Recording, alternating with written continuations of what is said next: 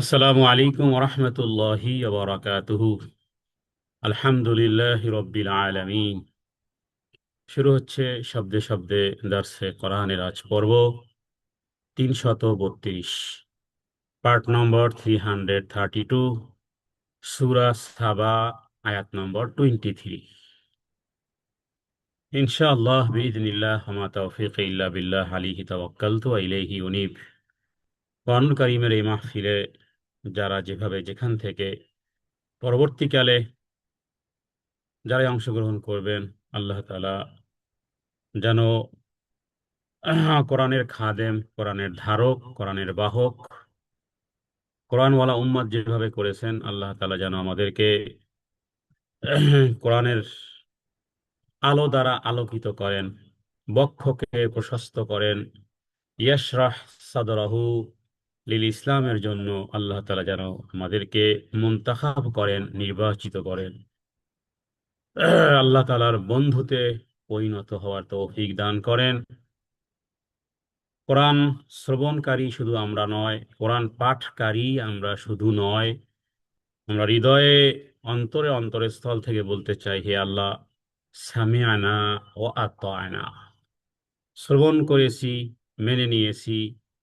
কোরআন অনুসরণকারী, কোরআন অনুকরণকারী, কোরআনের ধারক, কোরআনের বাহক, কোরআনুল কারীম আমাদের হৃদয়ের বসন্ত, কোরআনুল কারীম আমাদের যাবতীয় হৃদয়ের প্রশান্তকারী, কোরআনুল কারীম আমাদের চলার পথের পাথেয়, কোরআনুল কারীম আমাদের নূর, আলো, মৃত্যু থেকে শুরু করে জান্নাতুল ফেরদাউস পর্যন্ত যেন পরকালের জীবনে এই কোরআনুল কারীম আমাদের পক্ষে আল্লাহ তাআলার দরবারে উকিল হিসেবে পরিগণিত। এই কোরআনুল কারীম যেন আমাদের পক্ষে কথা বলে, কোরআন যেন আমাদের বিপক্ষে কথা না বলে। নবীজি বলেছেন, কোরআন হয় তোমার পক্ষে বলবে অথবা বিপক্ষে বলবে। আল কোরআন হুজ্জাতুল লাকা আও আলাইক। হে আল্লাহ, সেদিন যেন কোরআনুল কারীম আমাদের পক্ষে কথা বলে। কোরআনের সুপারিশ আল্লাহ তাআলা যেন কবুল করেন, মঞ্জুর করেন। আমরা কোরআনের সমস্ত বিধানগুলো মাথা নত করে, অবনত ভাবে আমরা এটাকে মেনে নিয়েছি, যদিও আমাদের আমল ওই রকমের নয়। শুরু হচ্ছে সূরা সাবার আয়াত নম্বর 23 থেকে, ইনশাআল্লাহ বিইذনিল্লাহ, পার্ট নম্বর 332। আউযু বিল্লাহি মিনাশ শাইতানির রাজীম।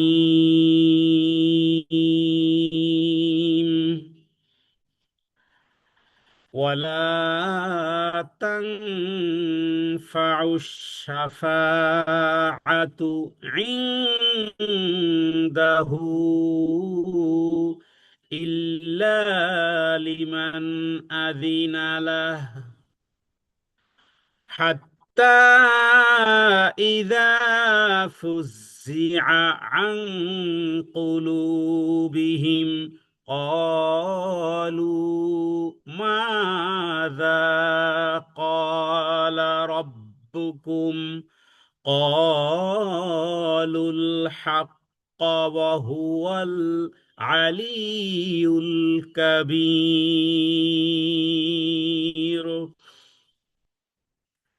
কোরআন কারিমের প্রত্যেকটা আয়াত গবেষণা, যদি প্রত্যেক ব্যক্তিকে আল্লাহ যে জ্ঞান দিয়েছেন সেই জ্ঞান দিয়ে যদি গবেষণা করে হেদায়েত পাওয়ার জন্য যথেষ্ট। কারণ এগুলো কোনো মানুষের পক্ষে লিপিবদ্ধ করা কখনোই সম্ভবপর নয়।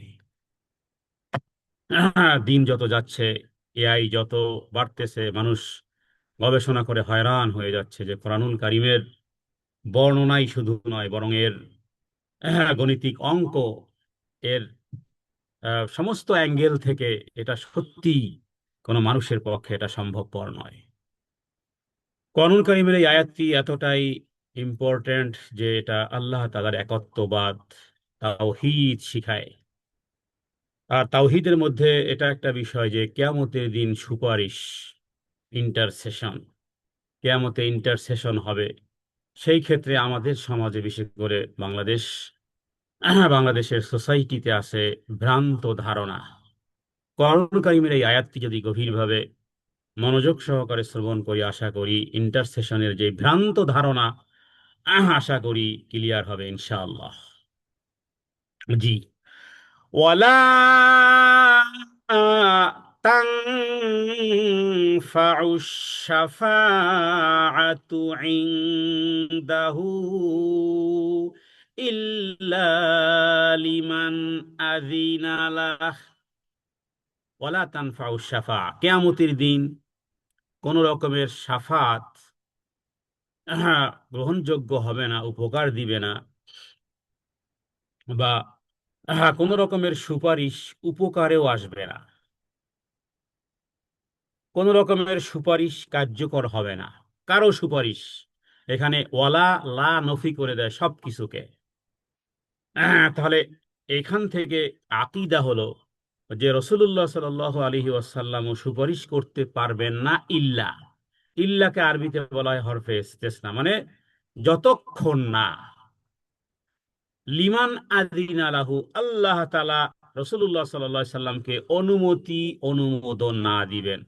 তাহলে মুহাম্মদ সাল্লাল্লাহু আলাইহি ওয়াসাল্লাম কি নিজের খুশি মতন সুপারিশ করতে পারবেন? অ্যান্সার হলো না। ইন্টারসেকশন অ্যালাউ হবে ইল্লা লিমান আযিনা লাহু, হু মানে আল্লাহ, যতক্ষণ না আল্লাহ তাআলা অনুমতি দিবেন। আল্লাহ তাআলা যার অনুমতি দিবেন সে ছাড়া তার কাছে কেউ কোন রকমের সুপারিশ করতে পারবে না। না জিবরাইল, না মেকাইল, না ইসরাফিল, না মোহাম্মদ সাল্লাল্লাহু আলাইহি ওয়াসাল্লাম, না ইব্রাহিম আলাইহিস সালাম, না আদম আলাইহিস সালাম, না নূহ আলাইহিস সালাম, না মুসা আলাইহিস সালাম, না হারুন আলাইহিস সালাম, না ঈসা আলাইহিস সালাম, কেউ নয়। মোহাম্মদ সাল্লাল্লাহু আলাইহি ওয়াসাল্লাম পারবেন না ইল্লা লিমান আযিনা লাহু, যতক্ষণ না আল্লাহ তাআলা অনুমতি অনুমোদন দেন। আল্লাহ যাকে অনুমতি দিবেন তার জন্য ছাড়া তার কাছে কোনো সুপারিশ কার্যকরী হবে না। এটা এমন নয়, এটা রাজনৈতিক আলাপের মতো নয় যে আমি আমার পছন্দের লোক ফিটফাট করাবো, আমি আমার পছন্দের লোককে চেয়ারে বসাবো। যদি তাই হতো তাহলে মুহাম্মদ সাল্লাল্লাহু আলাইহি ওয়াসাল্লামের পছন্দের ফেভারেট একজন ব্যক্তি ছিলেন যিনি কোলে পিঠে করে মানুষ করেছেন, যিনি মা বাবার চেয়ে বেশি, মা বাবা মা বাবার চেয়েও ফিজিক্যালি ভাবে মা বাবার চেয়েও, কারণ বাবাকে তো দেখতে পাননি, মা দুনিয়া থেকে দুগ্ধ ছাড়ার বয়সের মধ্যেই দুনিয়া থেকে চলে গেছে। তাহলে কোলে পিঠে করে ছায়ার মতো যিনি লেগেছিলেন সেই ফেভারের ব্যক্তি জাহান্নামী, তিনি আর কেউ নন, তিনি হলেন আবু তালেব। হ্যাঁ, আব্দুল মোত্তালেব বেশি দিন করতে পারিনি। নবীজি বলেন যে আব্দুল মোত্তালেবের জানাজার পিছনে আমি হেঁটেছি, কেঁদে কেঁদে হেঁটেছি যখন আমার বয়স 9 বা 10। তাহলে বলা যেতে পারে যে জীবনে অধিকাংশ সময় যিনি আহ, ছায়ার মতো লেগেছিলেন, সেই ফেভারেট ব্যক্তি যার জন্য চোখের পানি ছিঁড়েছেন, তিনি আর কেউ নন, তিনি আবু তালেব। আবু তালেব জাহান্নামী, তাকে জাহান্নামের সর্বনিম্ন সর্বনিম্ন শাস্তি দেওয়া হচ্ছে। রসুল্লাহ সাল্লাহ সাল্লামকে যদি অনুমতি নিজস্বভাবে পেত তাহলে অবশ্যই নবীজি আবু তালেবের জন্য সুপারিশ করত, কিন্তু আবু তালেবের জন্য সুপারিশ করতে পারবে না। কোরআনুল কারিমে আল্লাহ তাআলা স্পষ্ট করেছেন, মা কানা লিনাবিয়্যিন, কোন নবীর জন্য শোভনীয় নয়। আগে আল্লাহ তাআলা আয়াত নাজিল করে বলেছেন, খবরদার, নবীর জন্য কোনো শোভনীয় নয়। ওয়ালাউ কানু উলি কুরবা, যদিও খুব নিকটবর্তী রক্তের আত্মীয়ই হোক না কেন, নবীর জন্য শোভনীয় নয়। এখানে আছে ধমক। তাহলে কার কার জন্য আপনি বসে আছেন? কেউ কারো কোনো সুপারিশ উপকারে আসবে না। হাত্তা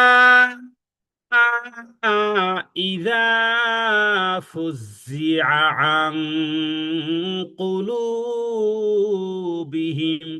ক্বালু মাযা ক্বালা রাব্বুকুম।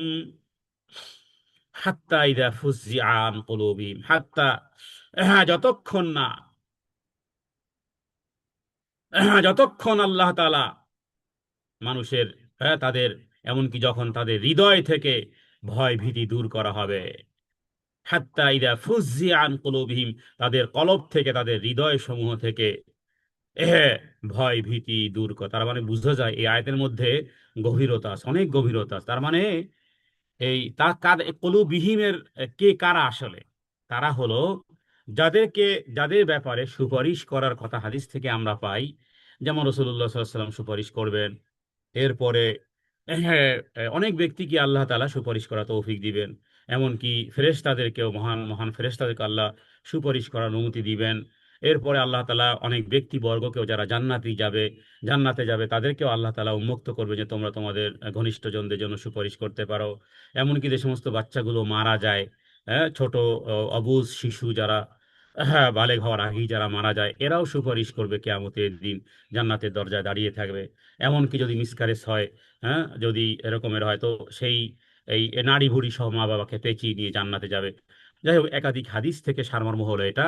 তার মানে এই যাদের কথা এতক্ষণ বলা হলো, এমনকি মোহাম্মদ সাল্লাল্লাহু আলাইহি সাল্লাম, এমনকি জিবরাইল, এমনকি অন্যান্য মহান ফেরেশতারা, এমনকি আল্লাহ তাআলা অন্যান্য নবীগণ, সিদ্দিকিন, শুহাদা, সালেহিন, জান্নাতি যারা আছে, সবাই সবাই ভীত, সবাই ভীত থাকবে কিয়ামতের দিন। সমস্ত নবী রাসূলুল্লাহ ভীত থাকবে। যা সহিহ বুখারী দীর্ঘ একটা হাদিসে, হ্যাঁ, হাদিসে এসেছে, ইয়া নাফসি ইয়া নাফসি। তো মুহাম্মদ সাল্লাল্লাহু আলাইহি ওয়াসাল্লাম এমন নয়, যে তিনি শুরু করে দিবেন, না, তিনি তো সাজদায় পড়ে যাবেন। এরপরে আল্লাহ তাআলা বলবেন, ইয়া মুহাম্মদ ইরফা রাসাক, হে মুহাম্মদ সাল্লাল্লাহু আলাইহি সাল্লাম, আপনি মাথা উঁচু করেন। এরপর আপনি সুপারিশ করেন। হ্যাঁ, দেন নবীজি সুপারিশ করতে পারবে। তো ফেরেশতারাও ভীত থাকে। ফেরেশতাদের ব্যাপারগুলো অন্যান্য হাদিস থেকে জানা যায় যে আল্লাহ তাআলার মহিমা এত বিশাল, তার অনুমতি ছাড়া কারো কথা বলার সাহস নেই। এমনকি মহান ফেরেশতা, যিনি সমস্ত নবীদের কাছে এসেছেন, সেই জিবরাইল আমিন, যার শক্তির কথা আল্লাহ নিজে বলেছেন, আল্লামাহু শাদীদুল কোয়া, আল্লামাহু শাদীদুল কোয়া, সেই সম্মানিত, সেই সম্মানিত এবং শক্তিশালী। আল্লাহ তাআলা কুয়া বলেছেন, তার মানে শক্তিশালী, প্রচন্ড শক্তি রাখে জিবরাইল আমিন, প্রচন্ড শক্তি রাখে। আল্লাহ নিজেই নিজেই তাকে এই উপাধি দিয়েছেন, আল্লামাহু শাদীদুল কোয়া। কথা বলার সাহস নেই, জিবরাইল মুখ বন্ধ, আল্লাহ তাআলার অনুমতি ছাড়া কেউ পারবে না। তাহলে কিয়ামতের দিন আল্লাহর ভয়ে ফেরেশতারা পর্যন্ত আতঙ্কিত থাকবে। যখন আল্লাহ কোনো নির্দেশ দেন, আসমানে যে প্রচন্ড শব্দ আমরা শুনতে পাই, মেঘের গর্জন, মেঘের যে গর্জন আসে, আল্লাহ আসমানে এই প্রচন্ড শব্দ, ফেরেশতারা, কোন ফেরেশতারা আল্লাহর ভয়ে, শব্দে নয়, আল্লাহর ভয়ে বেহুশ হয়ে পড়ে যায়। ভয় দূর হলে তারা আল্লাহ তাআলার ওই কালাম সম্পর্কে, আদেশ সম্পর্কে জিজ্ঞেস করে যে আল্লাহ তাআলা আজকের কি বিধান নাজিল করেছেন। ফেরেশতারা তখন ডানা, ভয়ে ডানা ঝাপটাতে থাকে। একাধিক হাদিস থেকে এটাই বোঝা যায়। নবীজি বলেছেন, রাসূলুল্লাহ সাল্লাল্লাহু আলাইহি ওয়াসাল্লাম বলেছেন, ইদা কাদাল্লাহুল আমরা ফিস সামায়ে যরাবাতিল মালাইকাতু বিআজনিহাতিহা খুদআনান লিকাউলিহি। নবীজি বলেছেন, আল্লাহ তাআলা আসমানে যখন ফয়সালা করেন, হ্যাঁ, তখন ফেরেশতারা ভয়ে ডানা ঝাপটাতে থাকে। এবং এইরকম একটা শব্দ হয়, যেন শক্ত পাথরের উপরে শিকল টানার শব্দ, শক্ত পাথরের উপরে শিকল টানার শব্দ হয়। তারা ভয়ে ঝাপটাতে থাকে ফেরেশতারা। ফেরেশতাদেরকে আল্লাহ তাআলা পাখা দিয়েছেন, কাউকে দুইটা, কাউকে তিনটা। জিবরাইল আমিনকে 600 পাখা দিয়েছেন আল্লাহ তাআলা। তো এই আয়াতের মধ্যে সে বিষয়টি স্পষ্ট করা হয়েছে।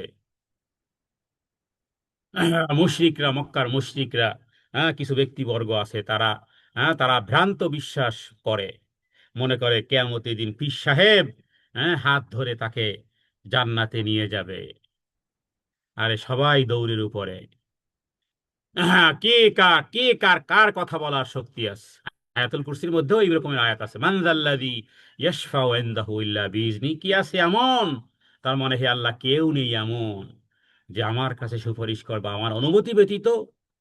সূরা নাবার মধ্যে আছে, ইয়াতাকাল্লামুনা ইল্লা মান আজিন, কারো কথা বলার শক্তি থাকবে না।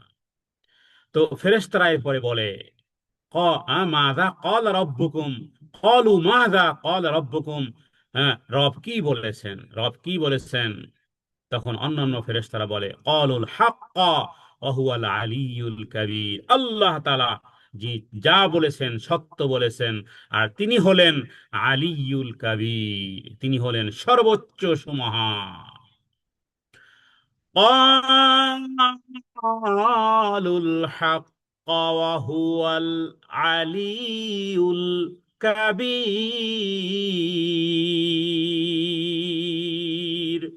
তোমার রব যা বলেন। হ্যাঁ, তাহলে ইসলাম যেই নিয়ম কানুন দিয়েছে, বিজ্ঞান হয়রান হয়ে যায় প্রত্যেকটা সুন্নতির উপরে। বিজ্ঞান গবেষণা করে হয়রান হয়ে যায়, মুখ থুবড়ে পড়ে যায় যে কে এক বিশাল, হ্যাঁ বিশাল, প্রত্যেকটা সুন্নাতের মধ্যে কে কি বিজ্ঞানের হাজার বছরের গবেষণা, বর্তমান সময়ে টেকনোলজির উন্নত মানের গবেষণা ফেল, যা প্রত্যেকটা সুন্নতের মধ্যে প্রবেশ করে আছে। হ্যাঁ, মানুষের লাইফ স্টাইল, ঘুমানো, খাবার দাবার, চলাফেরা ইত্যাদি। সুবহানাল্লাহ। হ্যাঁ, অটোফেজিতে যারা নোবেল পেয়েছে জানেন, এই ফাস্টিং। তো প্রত্যেকটা জায়গাতে সুবহানাল্লাহ, কারণ আল্লাহ তাআলা তিনি তিনি ভালো জানেন বান্দার কির মধ্যে কল্যাণ। হ্যাঁ, অতএব ওই জায়গাগুলো আমরা সবাই নষ্ট করেছি, নিজেরা নিজেদের উপরে জুলুম করেছি। শরীরের হক দেইনি, চোখের হক দেইনি, হাত পায়ের হক দেইনি, হ্যাঁ ঘুমের হক দেইনি। কথা তো ছিল ঈশার পরেই শুয়ে যাওয়া, কিন্তু প্রত্যেক দিন লঙ্ঘন হচ্ছে। হে আল্লাহ, আপনি আমাদের ক্ষমা করে দেন, আমাদেরকে সত্যিকার অর্থেই সুন্নতি লাইফ স্টাইল গ্রহণ করে সত্যিকার অর্থেই সুন্নতের অনুসরণ, অনুকরণ এবং আল্লাহর সন্তুষ্টি এবং সেই সাথে সাথে নফসের উপর জুলুম করা থেকে আল্লাহ যেন আমাদেরকে হেফাজত করেন। তো আল্লাহ তাআলা এখানে এই আয়াতের মধ্যে মূলত শিরকের মূলোৎপাটন করেছে। যদি সুপারিশকারী এবং যার জন্য সুপারিশ করা হবে, খুব ভালো করে নজর, সুপারিশকারী এবং যার জন্য সুপারিশ করা হবে, হ্যাঁ, ফাইল এবং মাফউল উভয়ে যদি আল্লাহ তাআলার মুখাপেক্ষী হয়, আল্লাহ তাআলার মুখাপেক্ষী হয়। রাসূলুল্লাহ সাল্লাল্লাহু আলাইহি সাল্লাম সুপারিশ করবেন, হাদিস দ্বারা প্রমাণিত। রাসূলুল্লাহ সাল্লাল্লাহু আলাইহি সাল্লাম কার মুখাপেক্ষী বলো? রাসূলুল্লাহ সাল্লাল্লাহু আলাইহি সাল্লাম কার কাছে দোয়া করতেন বলো? রাসূলুল্লাহ সাল্লাল্লাহু আলাইহি সাল্লাম কার কাছে কাঁদতেন বলো? রাসূলুল্লাহ সাল্লাল্লাহু আলাইহি সাল্লাম সারা রাত ধরে ইবাদত করতেন, কার ইবাদত করতেন বলো? তার মানে যিনি সুপারিশ করবেন, যার জন্য সুপারিশ করা হবে, উভয় যদি আল্লাহর মুখাপেক্ষী হয়, তাহলে এবার বলো ইবাদত পাওয়ার যোগ্য কে? এটাই তো সূরা ফাতিহার মধ্যে বারবার বলি, কেন দিল আর দিমাগে, শিরা উপশিরায় কেন প্রবেশ করে না? ইয়াকা নাবুদু ওয়া ইয়াকা নাস্তাঈন, হে প্রভু, তোমারই ইবাদত করি, তোমার কাছেই সাহায্য প্রার্থনা করি। আমরা দুনিয়াতে প্রভাবশালী মানুষের কাছে তদবির বা সুপারিশ করি, কিন্তু আল্লাহর রাজত্বে, কিংডম একমাত্র, শুধুমাত্র একমাত্র, অনলি ওয়ান কিংডম, আল্লাহ সুবহানাহু ওয়া তাআলা। যাবতীয় পাওয়ার আল্লাহ সুবহানাহু ওয়া তাআলার কাছে। এখানে কোনো তদবির চলবে না, কেবল থাকবে অনুমতি, পারমিশন। যদি রব পারমিশন দেন, রবের কাছে কাবা ঘরে গিয়ে অথবা মদিনাতে গিয়ে যদি আপনি বলেন, মদিনাতে গিয়ে নবীজির কবরের কাছে গিয়ে যদি বলেন, ইয়া রাসূলুল্লাহ, কিয়ামতের দিন আপনি আমাকে সুপারিশ করিয়েন, তাহলে আপনি শিরিক করে, হাজী সাহেব, ওমরাকারী কারিনী, ও হাজী হাজিনী, তুমি যদি মদিনাতে গিয়ে যদি বলো, ইয়া রাসূলুল্লাহ, আপনি কিয়ামতের দিন আমার জন্য সুপারিশ করিয়েন, তাহলে তুমি দোয়া করেছো রাসূলুল্লাহ সাল্লাল্লাহু আলাইহি সাল্লামের কাছে, তুমি শিরিক করে বা ঘরে এসেছো, বাড়িতে এসেছো। তাহলে তাওহিদ কি হলো? তাওহিদ ছিল এটা, হে আল্লাহ, কিয়ামতের দিন আপনার নবীর সুপারিশ আমার নসিব করিয়েন। তাহলে আপনি দোয়া করেছেন আল্লাহর কাছে, আর আগের দোয়াটা ছিল নবীর কাছে, আর তোমার নবী তো তারা রাত দিন আল্লাহ তাআলার কাছে রব্বানা রব্বানা রব্বানা আল্লাহুম্মা আল্লাহুম্মা। কার কথা এগুলো? মুহাম্মদ সাল্লাল্লাহু আলাইহি ওয়াসাল্লামের মুখ নিঃসৃত অমিয় বাণী, স্বর্ণালী বাণীর মধ্যে নবীজি এভাবেই করে শুরু করতেন, আল্লাহুম্মা রব্বানা দিয়ে। তাহলে তিনিই তো আল্লাহ তাআলার কাছে চাইতেন, আর তুই মদিনায় গিয়ে নবীর কাছে চেয়ে এসেছো, তুমি তো মুশরিকি কাজ করে এসেছো। হ্যাঁ, নবীর কাছে যত চোখের পানি মক্কায় না ফেলে, মদিনায় গিয়ে চোখের পানি আরো বেশি ফেলে। হ্যাঁ, মানবীয় দুর্বলতায়, হ্যাঁ নবীর প্রতি ভালোবাসা, তিনি মানুষ ছিলেন, সেই দিক থেকে যদি কারো চোখে বেশি পানি আসে, সেটা দোষের বিষয় নয়। কিন্তু দোয়ার ক্ষেত্রগুলো, ইমাম আবু হানিফা আলাইহির রহমা, সমস্ত ইমামরা যখন নবীজির কবর জিয়ারত করতেন, তখন নবীজির কবরকে ডান দিকে অথবা বাম দিকে রেখে কাবা মুখী হয়ে দোয়া করতেন সালাফরা। হ্যাঁ, সুতরাং আমরাও মদিনাতে কখনো যদি যাই, যাওয়ার তৌফিক হলে নবীর কবরের দিকে তাকিয়ে দোয়া নয়, হ্যাঁ, মোনাজাত নয়, যাতে করে সামঞ্জস্য না হয় যে মনে হচ্ছে মেবি মেবি তুমি নবীর কাছে কিছু চাচ্ছ না, বরং হ্যাঁ তুমি পশ্চিমমুখী হও। পশ্চিমমুখী হও মানে কাবামুখী হও, এক কথায় কাবামুখী হও, কেবলার দিকে মুখ করে দোয়া করো। এই আয়াত এভাবে করে শিখিয়ে দেয়। হ্যাঁ, সর্বদা আল্লাহর বরত্ব অন্তরে রাখা, তার সন্তুষ্টির জন্যই কাজ করা। আর আল্লাহ ছাড়া অন্য কারো উপরে বিশ্বাস রাখা যে সে আমাকে আল্লাহর পাকড়াও থেকে বাঁচিয়ে যাবে, তাহলে শিরকের মধ্যে মুবতালা হয়ে যাব। হ্যাঁ, আল্লাহ তাআলা যদি ধরেন পৃথিবীর কোন নবী, কোন রাসূল, কোন অলি, কোন গাউস, কোন কুতুব, কোন পীর, কোন আলেম, হ্যাঁ, কোন বাদশা, কেউ নয়, শুধু তাই নয়, বরং কোনো ফেরেশতাদেরও পাওয়ার নেই যদি আল্লাহ তাআলা জাহান্নামে নিক্ষেপ করেন। এটার নাম হলো ঈমান। হ্যাঁ, কিছু ব্যক্তিবর্গ নবীজির মর্তবা বাড়াতে বাড়াতে হ্যাঁ এই রকমের কথা বলে যে আল্লাহ যদি ধরেন নবীজি ছাড়াবেন, আর নবীজি যদি ধরেন তাহলে কেউ ছাড়াবে না। এগুলো আবেগ, এগুলো হলো আবেগ, শুনতে ভালো লাগে। হ্যাঁ, মানে নবীকে আপনি সম্মান দিয়েছেন। হ্যাঁ, হ্যাঁ, তো কেউ যদি স্ত্রীকে সম্মান দিতে গিয়ে বলে যে ও মা গো, তাহলে বউ থাকবে, স্ত্রী থাকবে? কেন? মা তো মা, মা কথাটি ছোট্ট অতি কিন্তু যেন ভাই। হ্যাঁ, হ্যাঁ, তো এই কথার মধ্যে তো মধু আছে, রিসপেক্ট আছে, সম্মান আছে। রসুল্লাহ সাল্লাহ আলী আসাল্লামের সম্মানের চেয়ে বেশি বাড়াতে গিয়ে এই রকমের কথা আছে, কেউ বলে, আমাদের দেশের লোকেরাই বলে। হ্যাঁ, বিশেষ করে পীর পূজারীরা, মাজারিরা, এই ভণ্ডরা এরাই বলে। অথচ মোহাম্মদ সাল্লাল্লাহু আলাইহি ওয়াসাল্লাম তিনি নিজে আল্লাহ তাআলার কাছে জান্নাত চাইতেন, জাহান্নাম থেকে পরিত্রাণ চাইতেন। ফাতেমাকে ডেকে বলেছেন, ইয়া ফাতেমা বিনতে মোহাম্মদ, হে মোহাম্মদের কন্যা ফাতেমা, সালিনি, দুনিয়ার কোনো বিষয় যদি থেকে থাকে বাবা হিসেবে চেয়ে নিতে পারো, কিয়ামতের দিন আল্লাহ তাআলার পাকড়াও থেকে আমি মোহাম্মদ সাল্লাল্লাহু আলাইহি সাল্লাম বাঁচাতে পারবো না। গোটা কোরআন তাই বলে, গোটা কোরআন তাই বলে। সুতরাং কেউ যদি মনে করে যে অমুকে সুপারিশকারী, হ্যাঁ, মক্কার মুশরিকরা মূর্তিদেরকে সুপারিশকারী মনে করত, আল্লাহ তাআলা পরিষ্কার করে বলেছেন সুপারিশের মালিক কোনো মূর্তি, কোনো মানুষ, কোনো নবী, কোনো রাসূল, কোনো ফেরেশতা নয়, বরং কে? স্বয়ং আল্লাহ জাল্লা ওয়া আলা। এই জন্য এই আয়াত পড়ে কাঁদা উচিত, সালাফরা এই আয়াত পড়ে কাঁদতেন। ওয়ালা তানফাউ শাফাআতু ইনদাহু ইল্লা লিমান আযিনা লাহু। হে আল্লাহ, কিয়ামতের দিন আপনার নবীর সুপারিশ আমাদের জন্য নসিব করিয়েন হে আল্লাহ। হ্যাঁ, দুনিয়ার কোনো দয়ালু বাদশাহ, কোনো দয়ালু প্রেসিডেন্ট যদি হয়, যে কোনো প্রেসিডেন্ট আছে খুব মাশাআল্লাহ দয়ালু, তো তারপরও সেই, হ্যাঁ, দয়ালু প্রেসিডেন্টের কাছেও কেউ অনুমতি ছাড়া কথা বলার সাহস পায় না। তাহলে এটা যদি হয় দুনিয়ার সিস্টেম, হ্যাঁ, 2 টাকার চাকরি করেন বসের ভয়ে, হ্যাঁ, কি অবস্থা! যারা চাকরি করেন তাদের প্রত্যেকের উপর তো বস আছে। হ্যাঁ, অফাওকা কুল্লি দি এলেম, এলেমের উপরে, এলেমওয়ালার উপরে যেমন এলেমওয়ালা আছে, যারা চাকরি করেছেন, হ্যাঁ, কিভাবে রাত আর দিন একাকার করে ফেলতেন। হ্যাঁ, বস যা বলেছে, হ্যাঁ, একেবারে অক্ষরে অক্ষরে, কারণ যদি ছাঁটাই করে, যদি হ্যাঁ আপনার স্যালারি ডিডেক্টেড করে, যারা চাকরি করেন তারা জানেন, হ্যাঁ, তাদের উপর লেভেলের, হ্যাঁ, ব্যক্তিদের পারমিশন ছাড়া, হ্যাঁ, অনুমতি ছাড়া, তাহলে বিশ্বজাহানের মালিকের দরবারে অনুমতি ছাড়া কেউ কোনো কথা বলতে পারবে না। একজন ছাত্র যেমন শিক্ষকের অনুমতি ছাড়া অন্য কারো পরীক্ষার হলে সাহায্য নিতে পারে না, তেমনি পরকালেও আল্লাহর পারমিশন ছাড়া কোনো সাহায্য মিলবে না। এটা মহাবিশ্বের সুশৃঙ্খল হ্যাঁ, বিন্যাস, বিন্যাস, অর্ডার। মানে প্রমাণ করে এটা একমাত্র পরিচালক শুধুমাত্র আল্লাহ তাআলাই। লাউ কানা আলিহাতান ইল্লাল্লাহু লাফাসাদাতা, যদি এই মহাবিশ্বে যদি 2জন পরিচালক হতো তাহলে, হ্যাঁ, লাফা সাদাতা, ধ্বংস হয়ে যেত।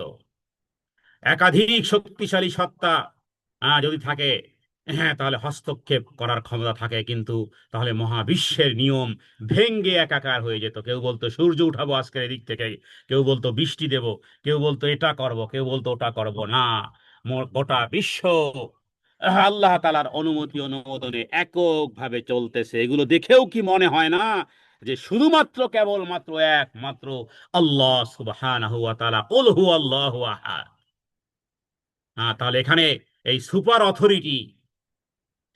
অথরিটি শুধুমাত্র সর্বোচ্চ কর্তৃত্বের বৈজ্ঞানিক সত্যতাও ফুটে উঠেছে এই আয়াত সমূহের মাধ্যমে। হ্যাঁ, সুতরাং মানুষের মানুষের স্ট্রেংথ যেখানে শেষ হয়ে যায়, আল্লাহর কমান্ড সেখান থেকে নূতন উদ্যমে চলা শুরু করে।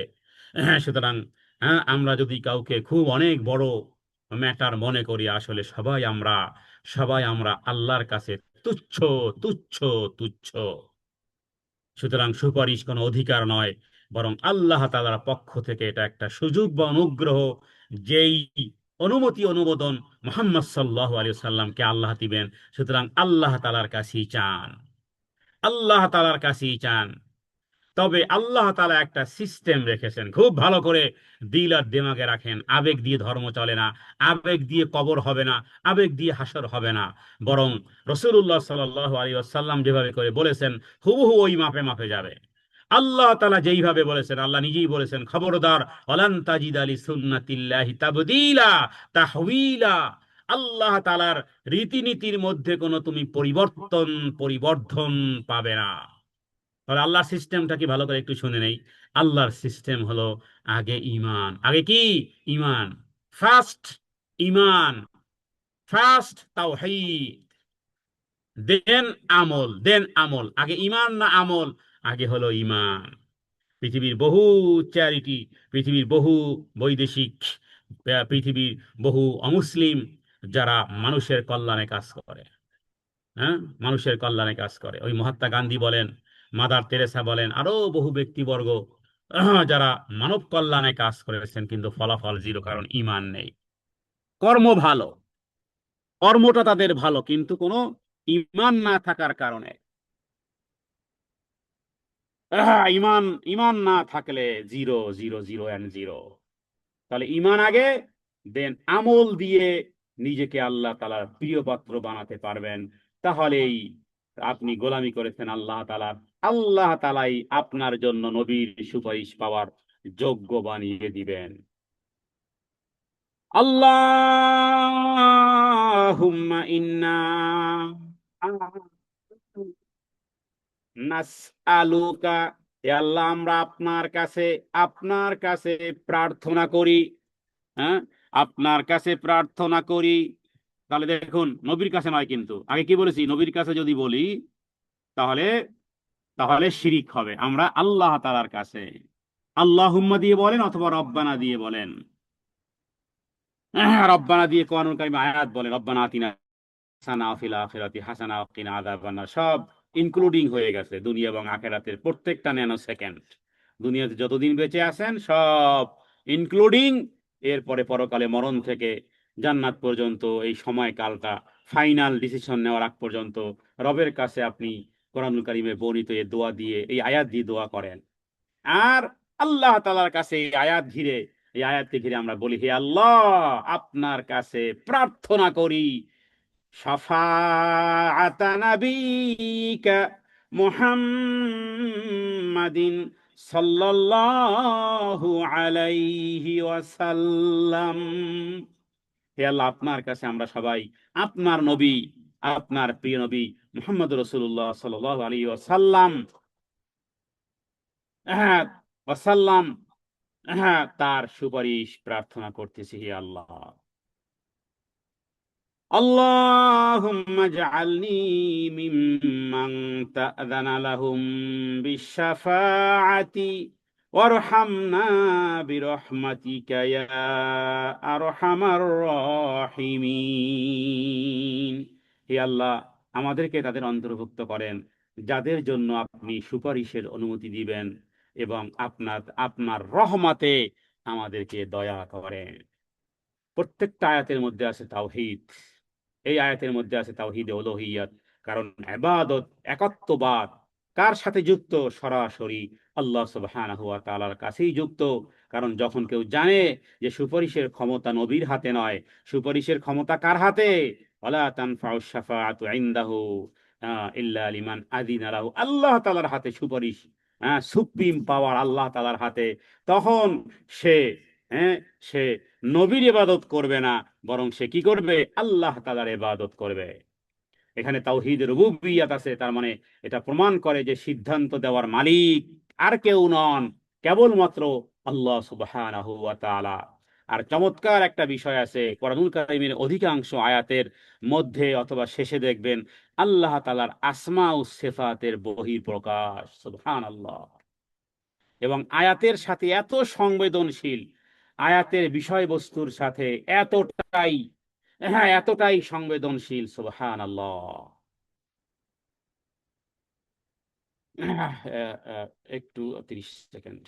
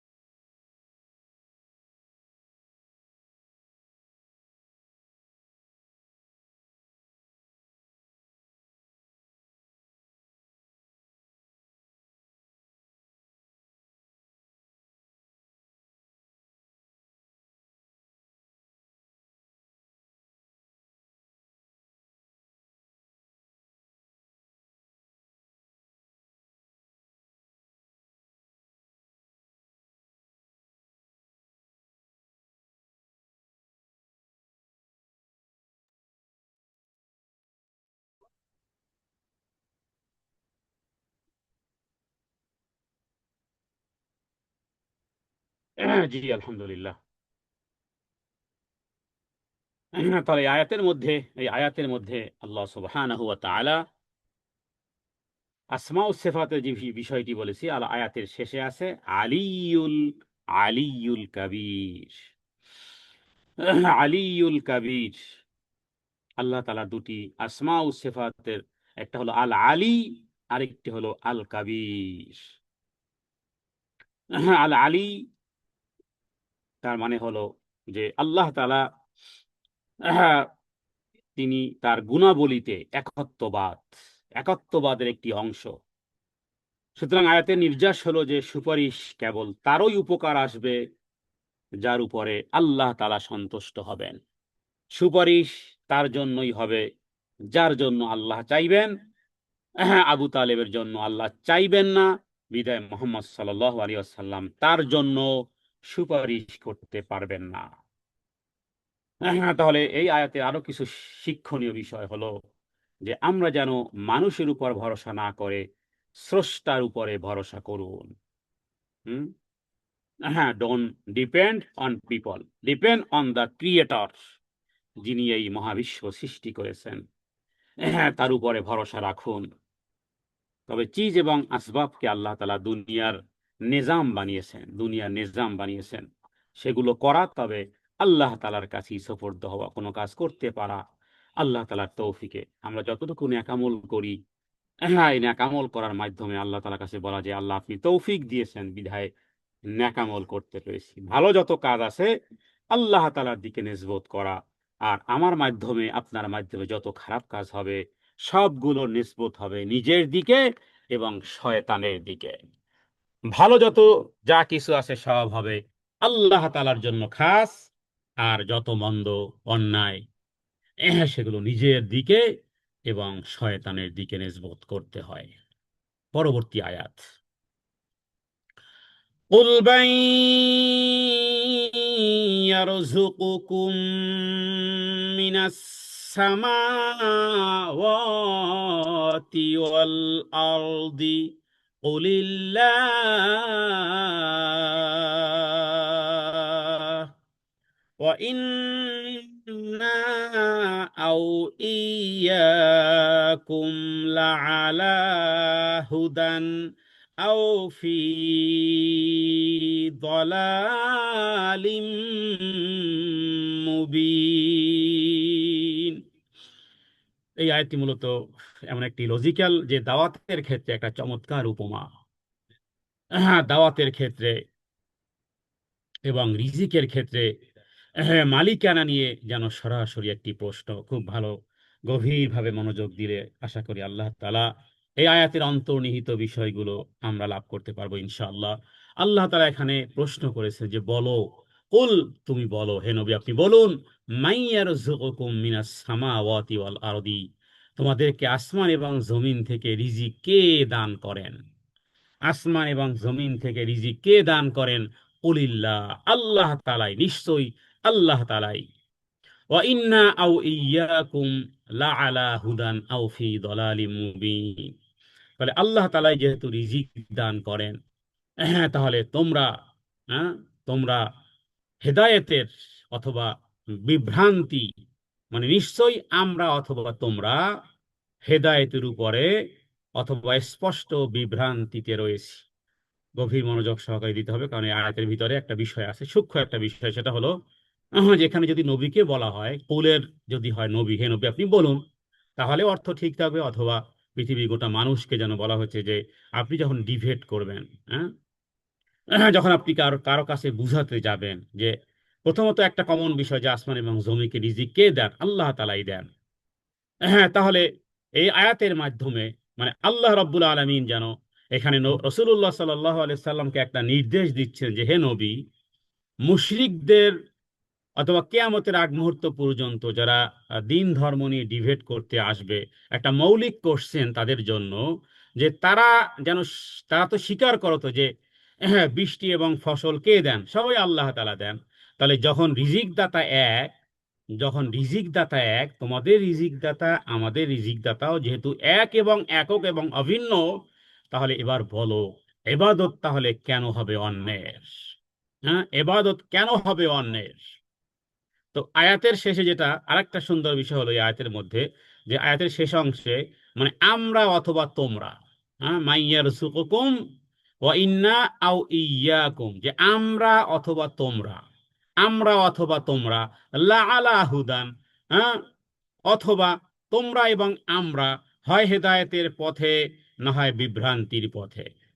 দেখুন আবারও বলি কথাটা, হ্যাঁ, সূক্ষ্ম একটি বিষয়। যদি গভীর মনোযোগ দেন তাহলে বুঝতে পারবেন এখানে কাকে বলা হচ্ছে, নবীকে। যে হে নবী আপনি বলেন, আমরা অথবা তোমরা হয় হেদায়েতের পথে অথবা বিভ্রান্তির পথে। তাহলে এখানে প্রশ্ন আসে যে মোহাম্মদ সাল্লাহ সাল্লাম কি বিভ্রান্তির পথে? না। মানে এখানে হুদান অথবা দলাল, হুদান মানে হেদায়েত, দলাল মুবিন মানে পথভ্রষ্টতা। তাহলে আমরা, তোমরা না পথভ্রষ্টতার মধ্যে, নবী মোহাম্মদ সাল্লাহ সাল্লাম তো পথভ্রষ্টতার মধ্যে নয়। কিন্তু এখানে ইন্না দ্বারা, ইন্না এখানে কেন ব্যবহার করা হয়েছে, তাফসীর কারকগণ তারা উল্লেখ করেছেন যে এটা আসলে দাওয়াতের একটা কৌশল, হ্যাঁ, অথবা তর্কে, তর্কে একটা ইনসাফপূর্ণ একটা একটা জাস্ট মেথড এটা। তর্কে, তর্কের ক্ষেত্রে, দাওয়াতের ক্ষেত্রে বলা যেতে পারে এটা একটা কৌশল। অথবা তর্ক যদি হন, আপনি কি ওই টিভিতে যেমন ডিবেট হয় দেখি যে মারামারি করতে পর্যন্ত ওঠে না। ডিবেট মানে কি মারামারি? ডিবেট মানে ইনসাফপূর্ণ, ইনসাফপূর্ণ একটা পদ্ধতি। তার মানে এখানে বোঝানো হয়েছে আসলে, দেখো সত্য এবং মিথ্যা তো একসাথে হতে পারে না। হ্যাঁ, সত্য আর মিথ্যা তো একসাথে হতে পারে না। আলো আর অন্ধকার তো একসাথে হতে পারে না। পৃথিবীতে কেউ কি বলে যে আমরা বিভ্রান্ত? যারা বিভ্রান্ত, যারা আমাদের দেশে বাংলাদেশে যারা বেদাত করতেছে, শিরিক করতেছে, ওরা কি শিরকের ভয়াবহতা কি জানে না? অবশ্যই তারাও জানে। কিন্তু ব্যাপার হলো যে তারা শিরিক মনে করে না। যারা বেদাত করে, তারা বেদাতের খারাপিটা, ভয়াবহতা যে জাহান্নাম, এটা তারাও জানে। বেদাত করলে যে হাউজে কাউসারে পানি পান করা যাবে না, তারা জানে। কিন্তু তারা যেটা করতে সেটাকে বেদাত মনে করে না। তো এই কারণে তর্কে একটা ইনসাফপূর্ণ একটা মেথড হলো যে সত্য এবং মিথ্যা একসাথে যেহেতু থাকতে পারে না, হয় আমরা সত্যে আছি নথবা তোমরা। এখানে রিসপেক্ট আছে কিন্তু, যে ভাই, হয় তোমরা সত্যবাদী, হ্যাঁ, না হয় আমরা সত্যবাদী, না হয় তোমরা সত্যবাদী আমরা মিথ্যাবাদী, মানে কথা কিন্তু একই। তো এটা একটা দাওয়াতের একটা অনন্য অনন্য কৌশল। প্রতিপক্ষকে সরাসরি আপনি যদি ভ্রান্ত বলেন, সরাসরি ভ্রান্ত না বলে সত্যের একটা ক্রাইটেরিয়া, সত্যের একটা মাপকাঠি এখানে সামনে রাখা হয়েছে, যাতে করে কিছু টাইম তারা থিঙ্কিং করার অপরচুনিটি পায়। বিষয়টি আশা করি ক্লিয়ার হয়েছে। এটা সামনে রাখা হয়েছে যাতে করে তারা নিজেরা চিন্তা করার একটা সুযোগ পায়। সুবহান আল্লাহ!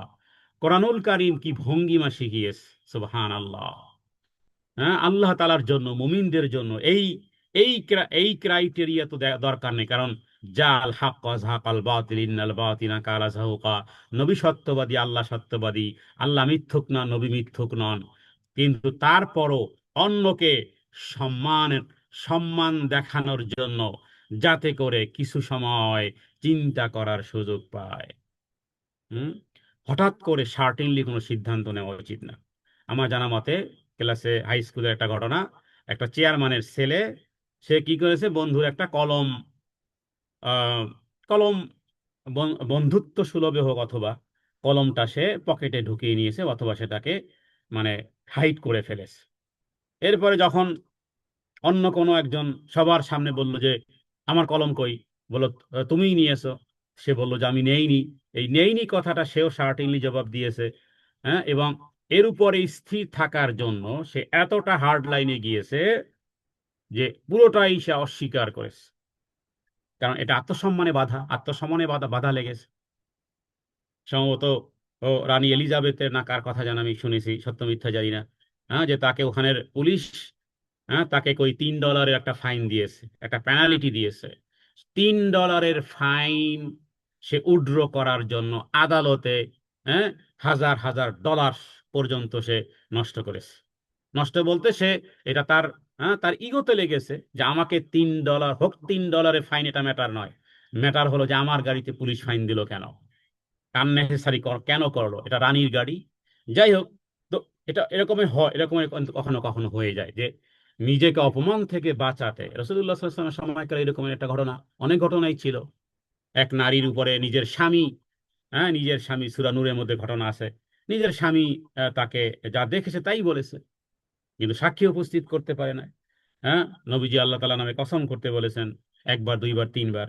তো মেয়েটা, যে মহিলাটা ছিল সম্ভ্রান্ত বংশের, সে একবার দুইবার খুব রাগের মাথায় কসম করলো, যখন তাকে বলা হয় যে ভেবে চিন্তে আল্লাহর কসম করো, কিছুটা সময় থমকে দাঁড়িয়েছিল, যে শেষ পর্যন্ত বলেছিল আমি আমার গোত্রকে অসম্মান করতে পারি না। তো এই যে একটা মানুষের মধ্যে, যে এই যে একটা লুকানো, এটাকে ইগো বলেন অথবা যাই কিছু বলেন না কেন, তো এখানে একটা ক্রাইটেরিয়া দেওয়া হয়েছে যাতে করে নিজেরা একটু চিন্তা করার একটা গুড অপরচুনিটি তারা পায়। তো ইবনে আব্বাস রাদিয়াল্লাহু তাআলা আনহু, তিনি বলেছেন, জেনে রাখো, পুরো জাতি যদি তোমার কোনো উপকার বেনিফিট করতে চায়, তবে আল্লাহ তাআলা যা লিখে রেখেছেন তা ছাড়া কোনো উপকার তারা করতে পারবে না। তো ওই আয়াতের মধ্যে এই বিষয়টি আল্লাহ তাআলা এইভাবে করে সূক্ষ্ম করে যে ওয়া ইন্না আও ইয়াকুম, আমরা অথবা তোমরা, লা আলা হুদান, হয় হেদায়েতের পথে আসি, অথবা দলালিম মুবিন, অথবা স্পষ্ট বিভ্রান্তিতে রয়েছি।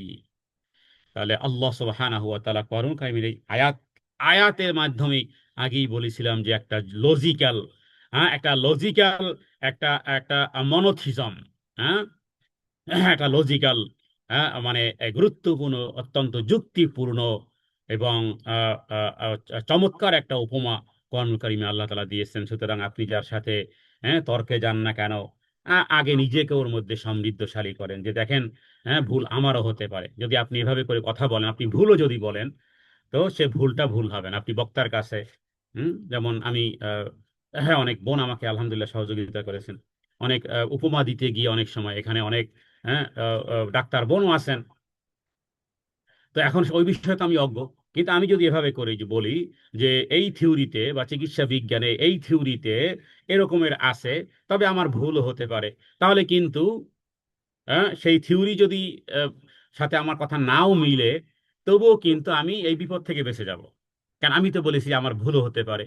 তাহলে নিজেকে যখন এভাবে করে উপস্থাপন করা হয়, এটা মূলত আসলে একজন ব্যক্তির দিল আর দিমাগকে রিসপেক্ট করা হয়, যাতে করে তিনি কিছুটা চিন্তা করার সুযোগ পান। তো এই আয়াতের মধ্যে এইভাবে করে আল্লাহ তাআলা রাসূলুল্লাহ সাল্লাল্লাহু আলাইহি সাল্লামকে মৌলিক একটা কোশ্চেন করতে এভাবে করে স্বীকার করিয়ে দিয়েছেন। আর আয়াতের শেষ অংশে, অথবা আমরা এটা তর্কের খাতিরে, হ্যাঁ, ইনসাফপূর্ণ একটা পদ্ধতি, জাস্ট একটা মেথড। সত্য এবং মিথ্যা একসাথে থাকতে পারে না, হয় আমরা সত্যের উপরে আসি, নথবা তোমরা এভাবে করে তাদের সামনে দাওয়াত দেওয়া হয়েছে। এটা এই ক্রাইটেরিয়া সামনে রাখা হয়েছে যাতে করে তারা এটা সুযোগ পায়। তো আল্লাহ তাআলা মূলত আসলে আসমান থেকে এবং জমিন থেকে, আকাশ থেকে বৃষ্টি রেইন আসে, আর মাটি থেকে শস্য উৎপন্ন হয়। এটাই মূলত একটা সাইকেল, হ্যাঁ, নিখুঁত একটা চক্র। আসমানের বৃষ্টি ব্যতীত সব হরিদ্রা বর্ণ ধারণ করবে। মানুষের জন্য, হ্যাঁ, জানোয়ারের জন্য এই জীবন, হ্যাঁ, কঠিন থেকে কঠিন হয়ে যাবে। তাহলে বোঝা যায় এগুলো সব কিছু প্রোভাইডার, রিজিক দাতাকে একমাত্র আল্লাহ তাআলা। সুতরাং মানুষের আসল বিভ্রান্তি, কনফিউশন শুরু হয় যখন সে তার রিজিকের জন্য স্রষ্টাকে বাদ দিয়ে সৃষ্টির মুখাপেক্ষী হয়। তাহলে আয়াত থেকে করণীয় হলো, টু ডুটস হলো, রিজিকের জন্য কেবল আল্লাহ তাআলার উপরই রিলায়েন্স করা, আল্লাহ তাআলাকেই একমাত্র ট্রাস্ট রাখা, আল্লাহ তাআলার উপরই একমাত্র ভরসা রাখা।